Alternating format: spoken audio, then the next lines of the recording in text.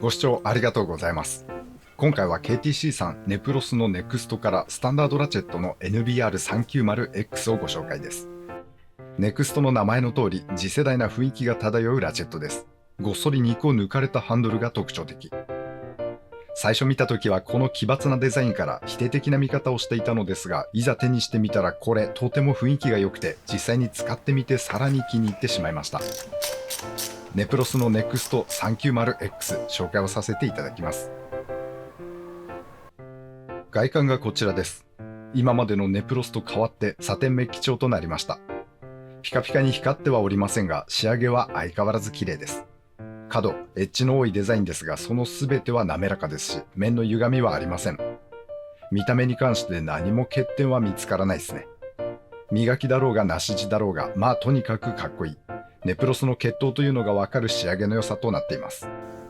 個人的にはネプロスなのになし地のエクステやソケットと組み合わせてもかっこいいのがとても気に入ってるっすね。全長は 179mm、重量が 211g、スタンダードなサイズです。ごっそりと抜かれたハンドルのため、バランスポイントはこんなところ。390A と比べると指1本分頭側に寄ってます。手にしてみると軽さを感じます。実際 390A と重量差 30g ほどしかないのですが、バランスが良いためかそれ以上に軽く感じるっすね。ヘッドのアップがこちら。3部のラチェットとしてはかなり小さいと思います。幅が 25mm。渋1ラチェット、ボディの側を使う3部を除いたら最小クラスと言って良いくらいな大きさです。個人的には最近は3部のラチェットに小ささを求めることは少なくなりましたが、コンパクトというのはやはり良いことっすよね。ギアは 390A と同じく90枚。内部は 390A と同じメカと思います。試しにメインギアを入れ替えてみても問題なく動くことは確認しました。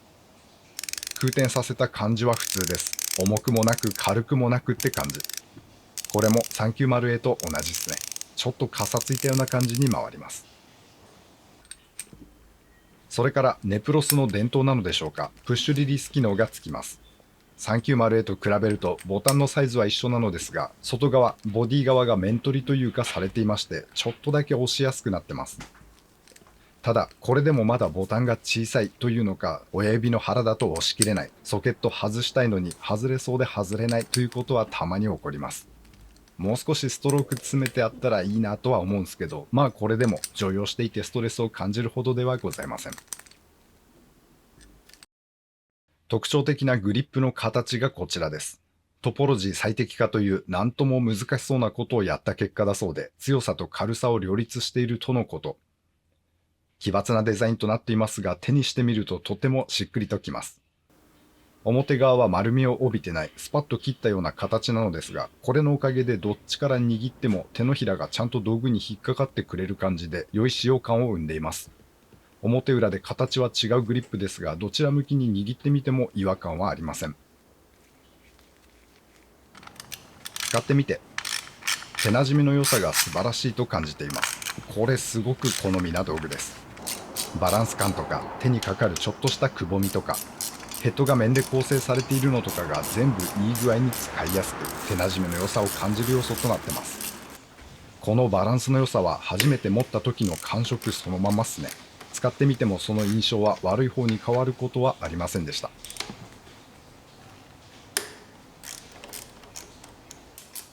390A と比べてみますと使用感は別物と言って良いほどに異なります。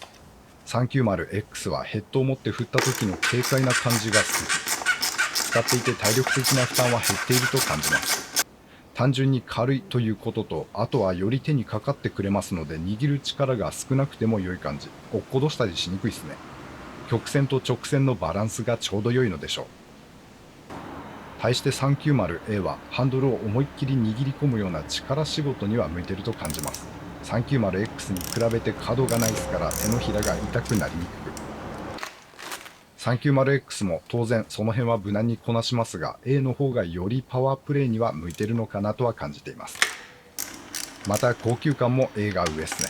見た目的にもそうですし、手当たりも A がしっとりとした良いものとなってます。さて 390X、 ネガというか無理やり文句をつけるとすると空転のフィールっすかね。重くも軽くもないスタンダードな空転トルクだとは思うんですけど、なんというのかガサツな感じがいたします。1世代前のネプロスと比べて私はあまりこの感触が好みではありません。ハンドルの長さ的にそこまで大きなトルクをかけるでもありませんから、信頼性よりももうちょっと軽くしっとりと回ってほしいと感じる場面は多いです。これを改善したくてスプリングを入れ替えたりいろいろ試してみたところ、ちゃんと動かなくなっちゃうことが多かったですね。スプリングを弱いものに変えますとラチェットが効かない、右にも左にも回らなくなることが頻発します。パウルが噛み込むような動作になってしまい、これが結構にシビアです。純正スプリングをこれだけ、半巻きっていうのかな、これっぽっち落としただけで意地悪に早くドライブを回すと引っかかるようになってしまいました。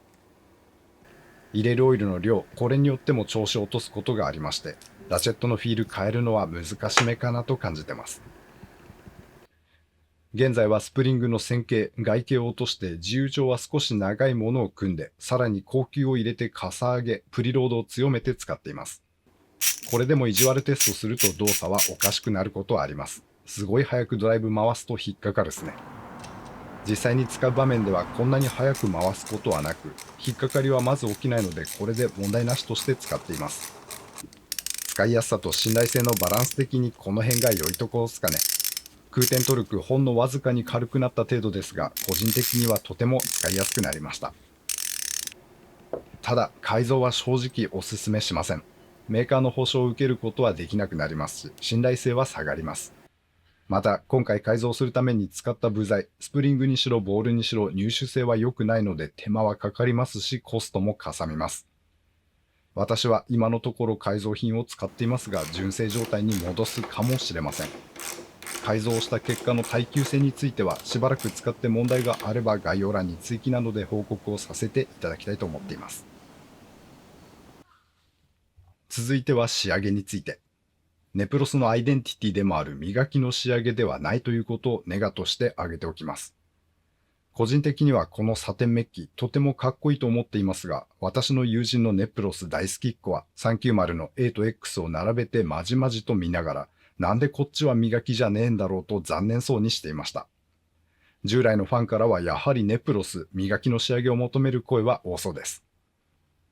確かに全体的に角の多いデザイン、手によくかかってくれますので、磨き仕上げでも滑ってしまうというネガは少なそう。磨き仕上げの X も見てみたい、使ってみたいなとは思います。純粋なネプロスとの差別化のためにあえてこの仕上げにしたのだとは思いますが、磨き版も登場することを期待する声は多いのかもしれないですね。ネプロスの次世代ライン、ネクストの 390X。奇抜ながらも使いやすいラチェットです。今のところこのデザインからのネガは感じていません。これからラインナップ拡大していくと嬉しいですね。このグリップのスピンナーハンドルを使ってみたいと思っています。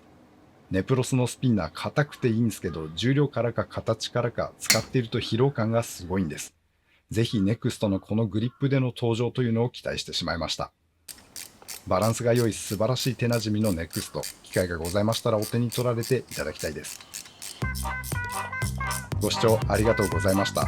当チャンネルではこんな感じに道具の紹介をしております。お時間許しましたら他の動画も覗いていってみてください。皆様には再びお会いできますことを願っております。それでは次回まで。せや。